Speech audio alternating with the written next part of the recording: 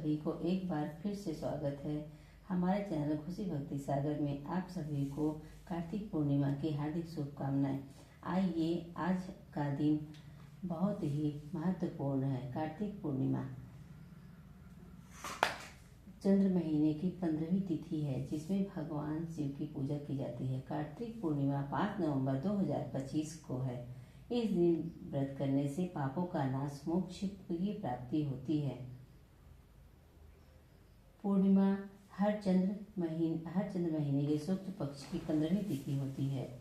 हर महीने एक बार पूर्णिमा आती है, इसलिए पूरे साल में 12 पूर्णिमा तिथियां होती है। इस दिन चंद्रदेव पूरे आकाश में पूर्ण रोशनी से चमकते हैं और भक्तों को आध्यात्मिक और भौतिक लाभ देते हैं। इसी कारण पूर्णिमा का विशेष महत्व है। ऐसी ही एक पवित्र तिथि है कार्तिक पूर्णिमा। इस दिन भक्त भगवान विष्णु और भगवान शिव की कृपा पाने के लिए व्रत रखते हैं। साल 2025 में कार्तिक पूर्णिमा 5 नवंबर को रखा जाएगा। कार्तिक पूर्णिमा व्रत कथा। आइए, आज हम सुनते हैं कार्तिक पूर्णिमा व्रत कथा। बहुत समय पहले तारकासुर नाम का एक राक्षस था। उसके 3 पुत्र तारकाच, कमलाच और विदुनमाली थे। तारकासुर बहुत बलशाली था और वह स्वर्ग में आतंक फैलाता था तथा देवता उसकी अत्याचारों से दुखी होकर भगवान शिव से सहायता की प्रार्थना करने लगे। भगवान शिव ने उनकी प्रार्थना सुनकर तारकासुर का वध कर दिया, जिससे देवता बहुत प्रसन्न हुए।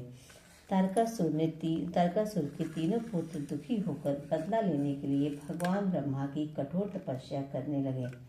उनकी तपस्या से प्रसन्न होकर ब्रह्मा जी उन्हें वरदान मांगने को कहा। तीनों ने अमर होने का वरदान मांगा, लेकिन ब्रह्मा जी ने कहा कि अमरता का वरदान नहीं दिया जा सकता। फिर तीनों ने कहा, हे प्रभु, हमारे लिए 3 अलग अलग नगर बनाइए, जिनमें हम आकाश और पृथ्वी पर घूम सकें।